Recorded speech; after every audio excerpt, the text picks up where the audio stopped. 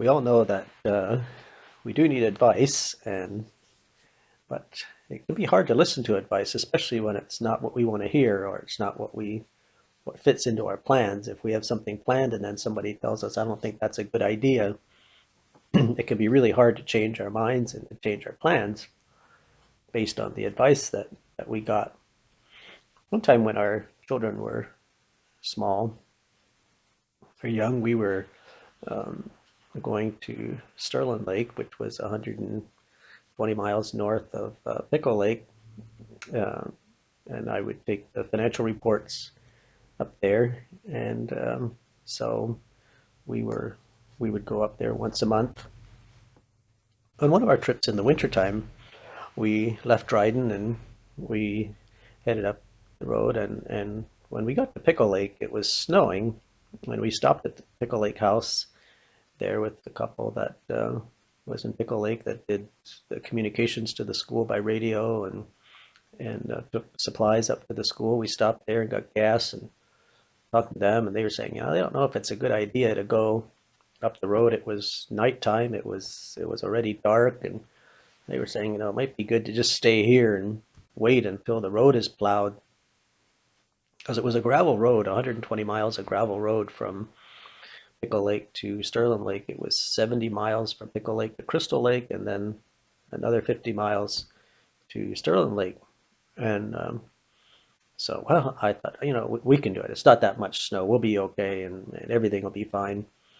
And so, well, they gave us some blankets, and we left, and we headed up the road. Well, the further we went, the more snow there was. And Edith had said before we left Pickle Lake, I don't think we should go. I just don't think it's a good idea. And I was like, no, we can do it. No problem. We'll be fine.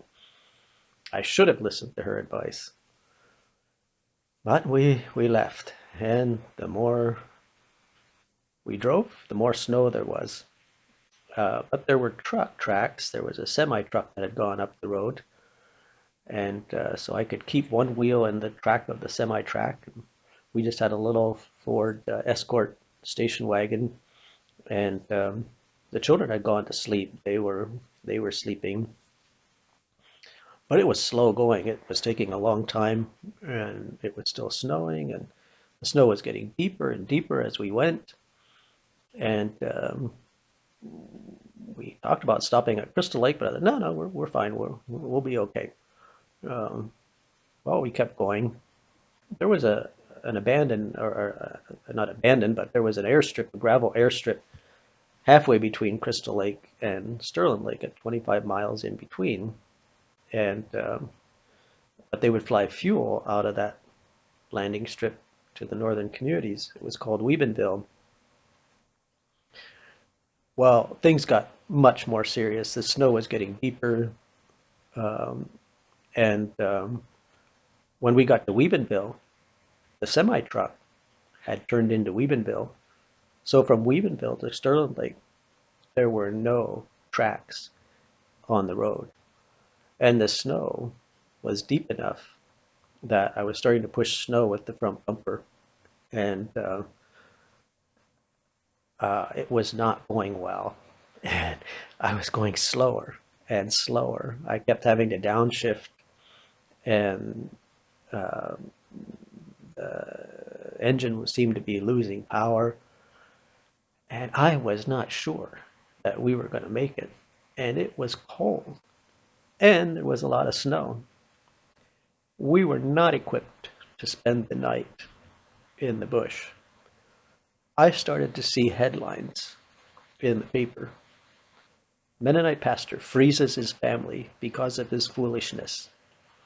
And I regretted that I had not stayed in Pickle Lake, but it was too late. We kept going and going.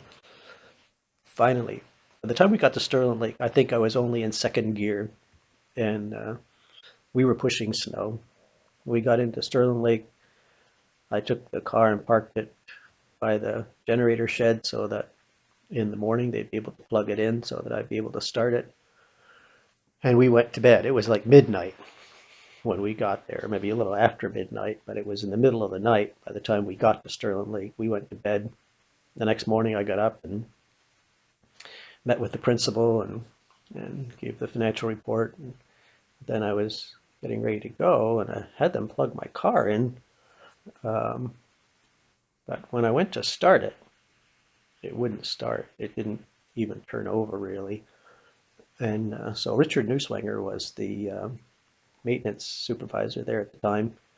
So I got Richard to look at it. And Richard, after a little bit, called me and said, Merle, come and look at this. So I went over. He opened the hood. It was completely packed with snow. He was saying, I don't see how you even got here. Like, this car should not have been running with all this snow packed up in under the hood. So I think that in spite of my foolishness and my unwillingness to listen to my wife's advice and the advice of other people, but particularly my wife's advice, God somehow got us to Sterling Lake, and we didn't freeze in the bush. But it was a reminder that it's best to listen to advice and to do what people tell me to do, even if it's not what I want to do.